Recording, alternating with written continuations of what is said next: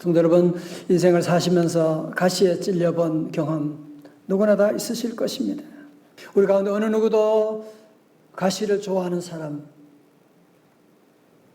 나를 아프게 하고 나를 힘들게 하는 이 고난의 가시를 좋아하는 사람 한 사람도 없을 것입니다. 또 그러나 우리 인생 가운데 어느 누구도 고난이라고 하는 가시가 없는 사람도 한 사람도 없을 것입니다. 가시는 우리를 찌르고 아프게 하고 피 흘리게 하고, 그래서 가시에 찔리게 되면 일상의 모든 평범했던 일상의 삶이 중단되게 되고 그 고통 속으로 빠져들어가게 됩니다. 정말 예수 믿는 사람으로 우리가 어떻게 살아가야 될까? 예수 믿는 사람으로서 이 고난, 이 가시를 어떻게 받아야 될까요? 자, 오늘 본문에 보면 사도 바울도 그런 인생의 가시에 찔렸노라고 그렇게 고백하고 있지요. 바울은 이런 고난에 대해서 어떻게 반응하고 있습니까? 그러면 이제 우리 성도들은 이 가시에 찔리게 되었을 때 어떻게 반응해야 될까요? 첫 번째로 가시가 제거되도록 기도하는 것입니다. 기도하는 것입니다. 자, 사도 바울은 7절에서 한번 같이 읽어볼까요? 7절입니다. 12장 7절 시작. 여러 계시를 받은 것이 지극히 크므로 너무 자만하지 않게 하시려고 내 육체의 가시 곧 사단의 사자를 주셨으니 이는 나를 쳐서 너무 자만하지 않게 하려 하심이라. 아멘. 자, 저 보세요. 사도 바울은 내 몸에 육체의 가시가 있습니다. 솔직하게 고백하고 있습니다. 그러면 사도 바울이 가졌던 그 육체의 가시는 무엇이었을까? 성경에 보면 구체적으로 무엇이 내 육체에 가셨다고 기록한 것이 없으니까 신학자들은 아마도 사도 바울에게 그 안질병이 아니었을까? 왜? 다메섹에서 강렬한 햇빛을 받아서 눈이 멀게 됐으니까. 혹은 간질병이 아니었을까? 뭐 여러 가지 얘기하지만 정확하게 말할 수는 없는 것입니다. 저는 그런 의미에서 도리어 성경이 확실하게 밝히지 않는 것이 우리에게 참 다행이라는 생각이 들어요. 왜냐하면 오늘 저와 여러분이 갖고 있는 가시, 사도 바울의 육체 가시하고 동일시킬 수가 있거든요. 여러분, 지금 우리 성도들이 성전에 오고 싶어도 오지 못하고 있는 이런 어려운 환경, 일상의 삶이 멈춰버리는 이런 환경, 이것도 육체의 가시 가운데 하나라고 볼 수가 있지요. 자, 그러면 중요한 것은 뭐냐면 바울이 자기를 찌르는 이 육체의 가시를 어떻게 했느냐는 거예요. 자, 8절의 말씀 앞에 볼까요? 이것이 내게서 떠나가기 하기 위하여 내가 3번 주께 간구하였더니. 무슨 얘기예요? 사도 바울은 이 고통이 해결되도록 3번이나, 여기 말하는 3번은 숫자적인 3번이 아니라 그 이상으로 열심히 간절히 하나님께 기도했노라고 말씀하고 있는. 첫 번째로 중요한 것은 바울이 가시가 옮겨지도록 하나님께 기도했다고 하는 사실입니다. 여러분, 우리 예수님도 고난주간 목요일 저녁에 겟세마네 동산에 올라가셔서 뭐 하셨어요? 기도하셨지요. 마가복음 14장 36절에 이르시되 아빠 아버지여 아버지께는 모든 것이 가능하오니 이 잔을 내게서 옮기시옵소서. 우리 주님도 이 가시를 옮겨달라고, 이 잔을 내게서 지나가게 해달라고 무려 3번씩이나 기도했다. 간절히 기도하셨다고 하는 것을 우리가 볼 수가 있지 않습니까? 그러므로 성경에서는 우리가 여러 가지 많은 고난을 당할 때 무엇보다도 기도하라고 야고보 5장 13절 말씀 외우시는 말씀이죠. 시작. 너희 중에 고난당하는 자가 있느냐? 그는 기도할 것이요 즐거워하는 자가 있느냐? 그는 찬송할지니라. 아멘. 그래서 먼저 고난당하는 사람들은, 육체 가시로 아파하는 사람들은 기도하라고 권면하고 있습니다. 사랑하는 성도 여러분, 여러분의 삶 가운데 때로는 갑자기 내게 가시가 와서 나를 찌를 때, 내가 원치 않는 가시로 말미암아 고통을 당하고 있을 때 우리가 할 일이 뭐예요? 기도하는 거죠.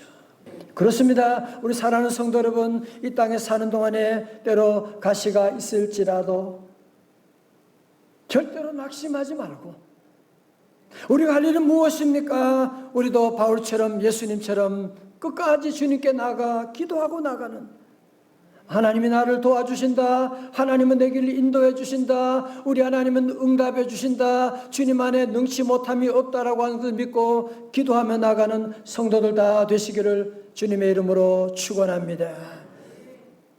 그런데 여러분, 사도 바울이 가시를 제거해 달라고 무려 3번씩이나 그렇게 간절히 기도했는데 어떻게 됐나요?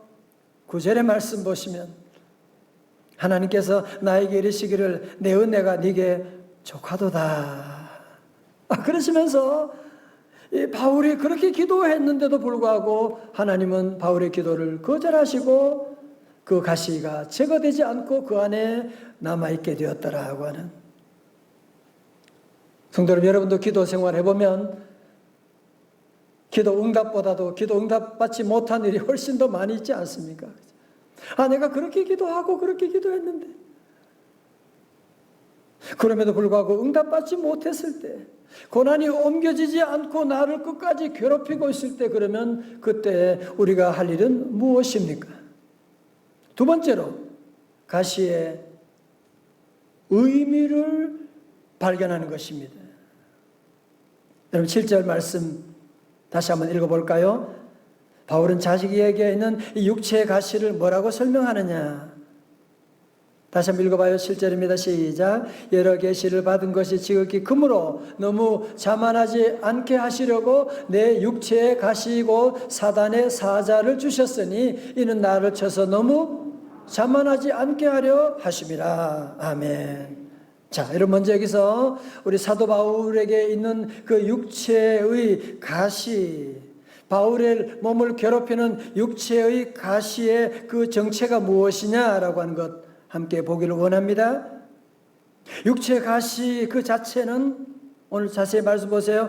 하나님이 주신 것이 아니라 사탄이 준 겁니다.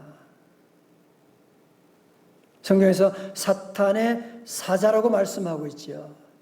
영어로서는 A messenger of Satan이라고 말합니다. 세 번역 성경에서는 사탄의 하수인이라고 그렇게 번역하고 있습니다. 그런데 그것을 하나님께서 허용하셨다는 거예요. 여러분 욥도 그랬잖아, 그죠? 사탄이 준 것이지만 그들이 하나님이 허용하시게 되는 것을 말씀하고, 여러분 그런 의미에서 보면 이번 코로나19도 이것은 인간의 죄를 숙주로 해서 사탄이 우리에게 준 거예요. 그러나 이 모든 배후에 하나님께서 허용하셨다고 하는 사실을 기억하시고, 여러분 그렇게 되니까 사도 바울이 물었을 거 아니에요. 내가 기도하는데 가시는 제거해 주지 않고, 그렇다면 이 가시의 의미가 도대체 무엇입니까? 왜 이 가시가 내게 끝까지 남아 있어야 된단 말입니까? 하나님께 물었지요. 다시 한번 실제의 말씀 보세요. 여러 계시를 받은 것이 크므로 줄쳐요. 너무 자만하지 않게 하시려고 내 육체에 가시고 사탄의 사자를 주셨으니 이는 나를 쳐서 또 줄쳐요. 너무 자만하지 않게 하려 하심이라. 여러분 여기 짧은 한 구절에 너무 자만하지 않게 하시려라고 하는 단어가 지금 여기에 무려 2번이나 반복되고 있는, 반복은 뭐예요? 강조법이지요. 여러분 그러면 사도 바울이 무슨 자만할 만한 특별한 게 뭐가 있었나요? 네, 있었어요. 여러분 그것은 뭐냐면은 이 바울만이 경험한 아주 특별한 신비한 경험을 하게 된 거예요. 여러분 7절 앞에 그러잖아요. 여러 계시를 받은 것이 지극히 크므로, 사도 바울이 하나님으로부터 받은 계시가 너무너무 큰 거예요. 그 내용이 바로 고린도후서 12장 1절부터 6절까지 나오고 있거든요. 나중에 보시면 여러분 거기 보면 사도 바울이 정말 세상에 어느 누구도 경험하지 못한 신비한 하나님과의 만남, 삼층천에 올라가게 되는, 나굴에서 신비한 세계를 보게 되고 주님의 음성을 듣게 되는, 그게 바로 14년 전에 있었던 일이거든요. 자, 성도 여러분, 이런 신비한 체험 우리에게 참 유익한 것입니다. 여러분, 그러나 이 신비한 체험에는 한 가지 함정이 있는데요. 그게 뭐냐 하면 대부분 이런 신비한 체험을 한 사람들이 빠지기 쉬운 가장 큰 유혹은 뭐냐면은 교만해지기 쉬운 거예요.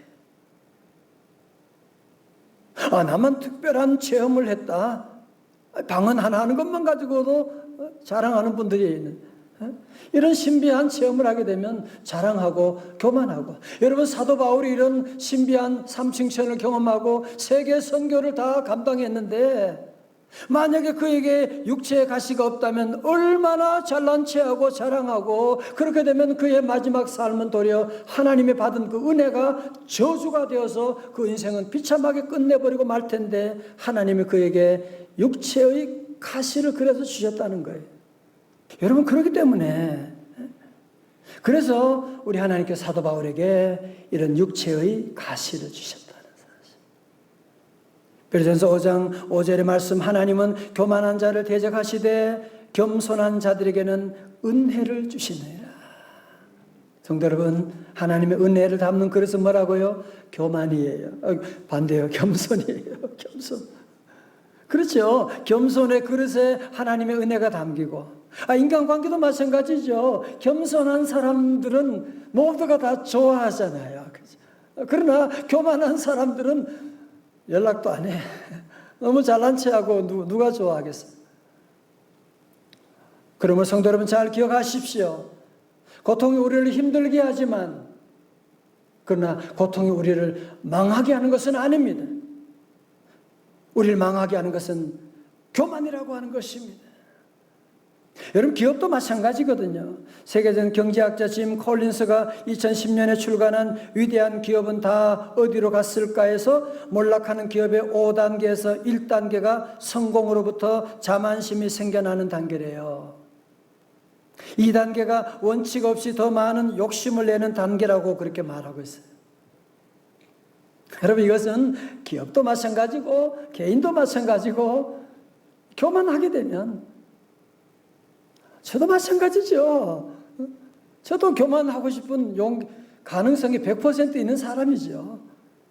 그래서 하나님께 제게도 육체의 가시를 주셨던 것이고 지금도 있는 것이고, 우리 성도들 다 내게 주어진 이런 가시, 내가 기도했는데 떠나지 않는 나를 찌르는 이 가시는 하나님께서 받아 거기에 놀라운 의미가 있다고 하는, 아픈 고난이지만 가시지만 의미를 발견하고 나면 참을 수 있거든요. 우리 임신하신 우리 여성들 보면 그 얼마나 불편하겠어요. 얼마나 지금 모양도 얼굴도 다 망가지게 되는데 너무너무 기쁜 거야. 배를 내밀고. 왜? 고통의 의미를 아니까 그런 거죠.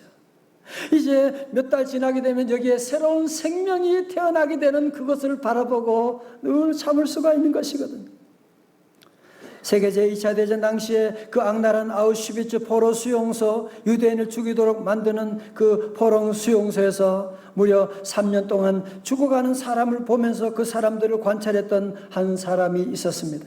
그는 오스트리아에서 태어난 유대인으로 신경학자이며 심리학자인 빅터 프랭클로서, 이분이 수용소에 있으면서 물론 자기도 너무 힘들지만, 너무 고통스럽지만 그런 어려운 환경 가운데서도 살아남는 사람들을 관찰하게 된 거예요.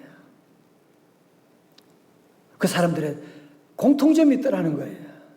그게 뭐냐면, 그것은 내가 살아가야 할 의미를 잃어버리지 않는 사람들은 어떠한 환경 가운데서도 살아나더라고 하는. 그래서 이분이 수용소에 나온 다음에 이것을 토대로 해서 사람의 마음을 치료하는 요법인 의미요법, 로고 테라피라고 하는 것을 창시해가지고 정신의학에서 많이 활용되고 있는 것을 볼 수가 있습니다. 성도 여러분, 우리 오늘 저와 여러분에게도 여러 가지 모양의 가시가 있고 지금도 나를 찌르고 있는 이 가시가 있다고 할 때 여러분이 그냥 가시만 있고 고통만 당하면 안 돼요. 고통 너머에 하나님의 그 의미를 새롭게 발견하는, 내가 벌써 기도한 지 얼마나 됐는데 5년, 10년이 지나도 20년이 지나도 아직도 떠나지 않는 가시라고 한다면 하나님 그 의미가 무엇입니까? 깨닫게 하소서. 기도하며 나가면, 의미를 발견하면 그 가시가 힘을 잃어버리게 돼요. 더 이상 마이너스 요인이 아니라 내 삶의 플러스 요인이 되어서 주의 사명을 감당하는 그날이 오게 되는 줄로 믿습니다. 세 번째로 가시에 대한 뭐가 중요할까요? 반응이 중요합니다. 자, 고린도후서 12장 9절의 말씀 같이 읽을까요? 시작. 나에게 이르시기를 내 은혜가 네게 족하도다. 이는 내 능력이 약한 데서 온전하여짐이라 하신지라. 그러므로 도리어 크게 기뻐함으로 나의 여러 약한 것들에 대하여 자랑하리니 이는 그리스도의 능력이 내게 머물게 하려 함이라. 다 같이 아멘. 여러분에게 도리어 크게 기뻐함으로.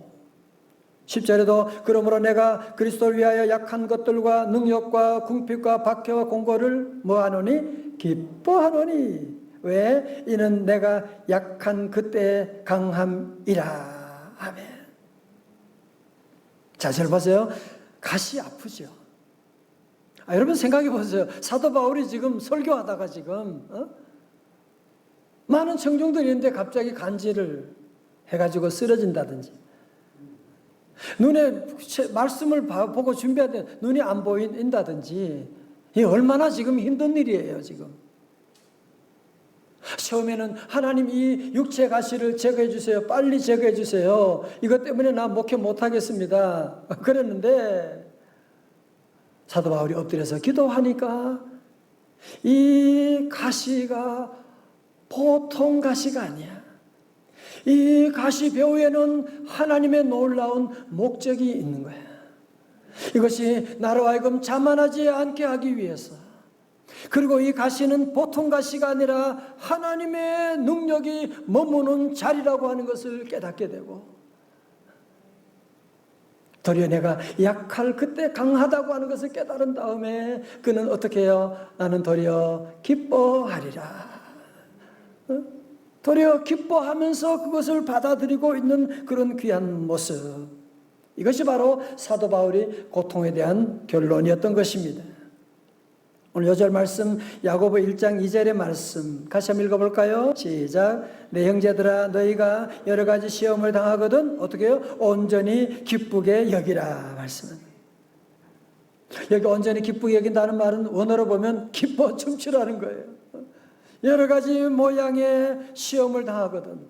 시험은 여러 가지 모양이 있지 않습니까? 그럴 때 온전히 기쁘게 여기라 하고 말씀하는. 저는 그렇다고 여러분이 고난이 왔을 때, 고통의 가시를 찔렸을 때 기쁘다 I'm so happy 막 그러라고 하는 건 아닙니다. 감정적으로 너무너무 힘들지요. 정말 감정적으로 너무 받아들이기 어렵죠. 여러분, 그러나 가시가 비록 여전히 나를 괴롭히고 아프게 한다고 할지 때 여러분의 감정은 따라가지 않지만, 그러나 우리 모두는 이 고난 가운데 하나님의 의미를 깨닫고 하나님이 이 고난을 통해서 하시고자 하는 놀라운 역사를 깨닫고, 그래서 우리 성도들은 감정은 따르지 않지만 감정이 아니라 하나님의 말씀에 따라서 나는 기뻐하리라. 그러면 내가 의지적으로 기뻐하리라고 하면 그 기쁨이 찾아오게 되는, 감정도 따라오게 된다는 거죠. 제가 자주 쓰는 영어 가운데 하나가 motion changes emotions라고 하는, 우리의 행동, 우리의 의지가 결국은 우리의 emotions, 우리의 모든 감정을 다 바꾸는 것이거든요. Motion controls emotions. Motion create emotions. 저는 사랑하는 성도 여러분 모두가 이 가시 많은 세상 가운데 살면서 감정을 따라가지 말고 말씀을 따라가시기를 주님의 이름으로 축원합니다. 그러면 더 이상 가시가 나를 아프게 할 수가 없는 거예요. 성도 여러분, 사도 바울에 있는 그 가시, 비록 그 가시가 제거되지는 않았지만 더 이상 그 가시가 나를 아프게 할 수가 없는 것이고, 도리어 그것이 플러스 요인이 돼가지고 하나님의 놀라운 능력을 나타내게 되었는데, 그 이유가 있습니다. 그 이유는 바로 죄 없으신 우리 예수님께서 우리의 모든 죄를 대신하셔서 주님 친히 가시 면류관을 쓰시고 십자가에 돌아가셨기 때문에 그런 것입니다. 마태복음 27장 29절에 가시관을 엮어 그 머리에 씌우고 갈대를 그 오른손에 들리고 그 앞에서 무릎을 꿇고 희롱하여 이르되 유대인의 왕이여 평안할지어다 하며. 여러분, 면류관은 왕관이잖아요. 승리자들이 쓰는 거지 않습니까? 그러나 예수님이 쓰신 면류관은 가시 면류관이에요. 그분은 죄가 없으시지만 가시 면류관을 쓰심으로 말미암아 주님께서 가시 면류관을 쓰시고 우리 모두에게 속죄의 면류관을 씌워주시고, 주님께서 저주의 면류관을 쓰시고 우리 모두에게 용서의 면류관을 씌워주시고, 주님께서 고통의 면류관을 쓰시고 우리 모두에게 치유의 면류관을 씌워주시게 된 것입니다.